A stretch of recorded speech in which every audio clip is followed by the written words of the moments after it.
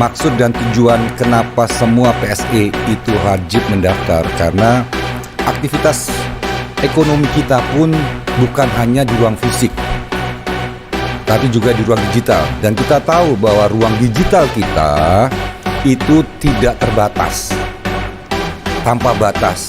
Untuk itu, kalau kita di ruang fisik, kita pergi ke toko, tokonya jelas ada, kita bisa tahu alamatnya. Nah, di ruang digital bagaimana?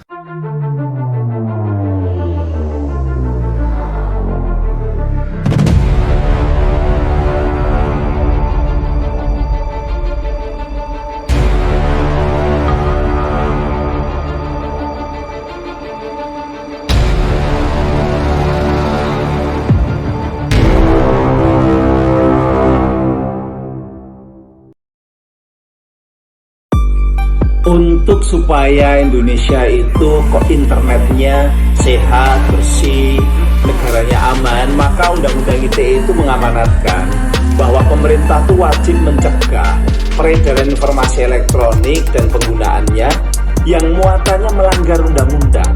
Apa yang harus dicegah yang melanggar undang-undang itu?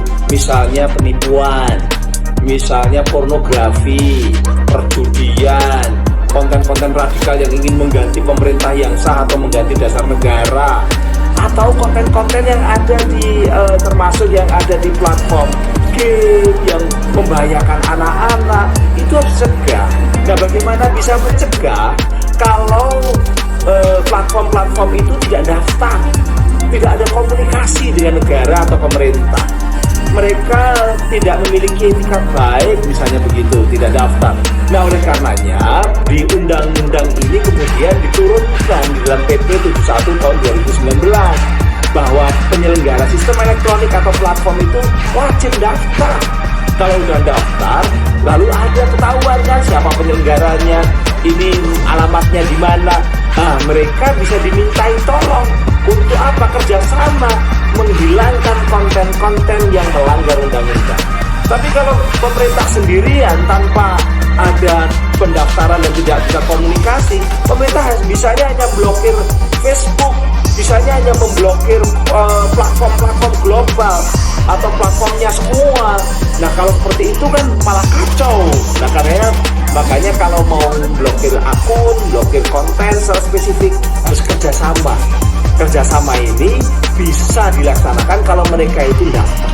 Tanpa daftar dan tanpa diperlakukan sama berarti nggak adil. Maka disinilah kenapa pendaftaran itu menjadi penting. Gitu. Buat yang teriak-teriak PSE ngehack, situ bela siapa? Ditulis oleh Erika Ebener. Sudah 2 hari ini saya melihat tulisan-tulisan di Siwet tentang penyelenggaraan sistem elektronik yang disingkat PSE, yang katanya sebuah kebijakan yang ngehack. Awalnya saya tidak tertarik untuk membacanya, tapi rupanya kegusaran si penulis belum terpuaskan juga hingga terus melahirkan tulisan-tulisan yang akhirnya cenderung ke arah penghinaan terhadap Menteri Komunikasi dan Informatika Republik Indonesia. Saya sama sekali tidak tertarik untuk membela Johnny G. Plate. Kemarin saja saya ditawarin untuk menulis apapun tentang Kemenkominfo dengan fee yang cukup jauh dari apa yang Siwet sediakan. Saya tolak. Sempat saya menulis komentar di salah satu tulisan penulis Siwet yang sepertinya sedang dendam kesumat dengan Kemeninfo ini. Saya sarankan padanya untuk menonton sebuah film dokumenter Amerika yang menceritakan sebuah kejahatan elektronik yang mampu membunuh kehidupan banyak orang. Tapi beberapa jam lalu, penulis yang sama menurunkan lagi sebuah tulisan dengan judul yang sangat agresif yang cukup membuat kita berpikir, wah bener nih orang, dendam banget sama Johnny G. Plate. Pertama, dia bilang, kementerian apa yang nggak guna. Lalu dia bilang menterinya ini itu. Sekarang muncul kesimpulan kalau si menteri adalah benalu.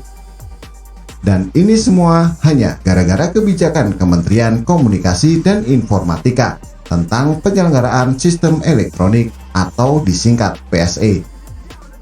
Padahal, kebijakan PSE itu sendiri terangkum dalam hierarki hukum Indonesia dan disahkan sejak tahun 2020 lalu. yaitu Permen Kominfo nomor 5 tahun 2020 tentang penyelenggaraan sistem elektronik lingkup privat. Pertanyaan saya, ini penulis ngapain koar-koar memperlihatkan kebodohan sendiri di platform umum seperti Siwet? Kebijakan yang dia ributkan itu sudah dalam bentuk peraturan hukum yang bisa diubah, bahkan dihapus dengan cara uji materi ke Mahkamah Konstitusi. Kumpulkan bukti-bukti dan saksi-saksi yang otentik membuktikan bahwa peraturan yang dibuat oleh Menteri Kominfo sudah merugikan rakyat banyak. Lalu susun gugatan uji materi atau sewa pengacara dan suruh si pengacara menyusun gugatan uji materi. Ajukan ke Mahkamah Konstitusi, bersidang deh. Dari sidang itu dia bisa membuktikan apakah hal-hal yang dia pandang merugikan itu terbukti telah merugikan, atau pemikiran dia yang kesempitan, yang tak mampu memandang permasalahan secara luas dan tak melihat manfaat mengapa pemerintah merasa perlu membuat peraturan tentang PSE. Akhirnya saya cari itu Permen Kominfo nomor 5 tahun 2020. Saya ingin tahu apa sih isinya dan apa saja yang dibahas di dalamnya. Dan ternyata tidak ada yang ngehe. Peraturan Menteri nomor 5 tahun 2020 sama dengan peraturan menteri masing-masing kementerian yang mewajibkan orang untuk mendaftarkan kegiatannya yang berhubungan dengan lingkungan luar. Pasal 1 ayat 5, 6, 7, dan 8 dari Permen Kominfo nomor 5 tahun 2020 itu berbunyi. Ayat 5. Penyelenggara sistem elektronik adalah setiap orang, penyelenggara negara, badan usaha, dan masyarakat yang menyediakan, mengelola, dan atau mengoperasikan sistem elektronik secara sendiri-sendiri maupun bersama-sama kepada pengguna sistem elektronik untuk keperluan dirinya dan atau keperluan pihak lain. Ayat 6, penyelenggara sistem elektronik lingkup privat yang selanjutnya disebut PSE lingkup privat adalah penyelenggaraan sistem elektronik oleh orang, badan usaha, dan masyarakat. Ayat 7, PSE lingkup privat user generate content adalah PSE lingkup privat yang penyediaan, penayangan, pengunggahan, dan atau pertukaran informasi elektronik dan atau dokumen elektroniknya dilakukan oleh pengguna sistem elektronik. Ayat 8. Pengguna sistem elektronik adalah setiap orang, penyelenggara negara, badan usaha, dan masyarakat yang memanfaatkan barang, jasa, fasilitas, atau informasi yang disediakan oleh penyelenggara sistem elektronik. Pasal 2-nya menerangkan subjek apa saja yang masuk dalam lingkup PSE lingkup privat. Yang pertama, setiap PSE lingkup privat wajib melakukan pendaftaran. 2. PSE lingkup privat sebagaimana dimaksud pada ayat 1 meliputi A. Penyelenggara sistem elektronik yang diatur atau diawasi oleh kementerian atau lembaga berdasarkan ketentuan peraturan perundang-undangan dan atau B. Penyelenggara sistem elektronik yang memiliki portal, situs, atau aplikasi dalam jaringan melalui internet yang dipergunakan untuk 1. Menyediakan, mengelola, dan atau mengoperasikan penawaran dan atau perdagangan barang dan atau jasa. 2. Menyediakan, mengelola, dan atau mengoperasikan layanan transaksi keuangan. 3. Pengiriman materi atau muatan digital berbayar melalui jaringan data baik dengan cara unduh melalui portal atau situs, pengiriman lewat surat elektronik, atau melalui aplikasi lain ke perangkat pengguna sistem elektronik.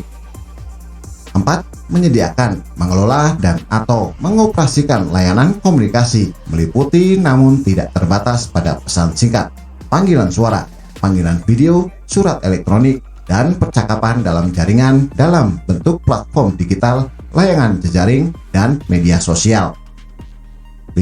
Layanan mesin pencari, layanan penyediaan informasi elektronik yang berbentuk tulisan, suara, gambar, animasi, musik, video, film, dan permainan atau kombinasi dari sebagian dan atau seluruhnya. Dan atau 6. Pemrosesan data pribadi untuk kegiatan operasional melayani masyarakat yang terkait dengan aktivitas transaksi elektronik.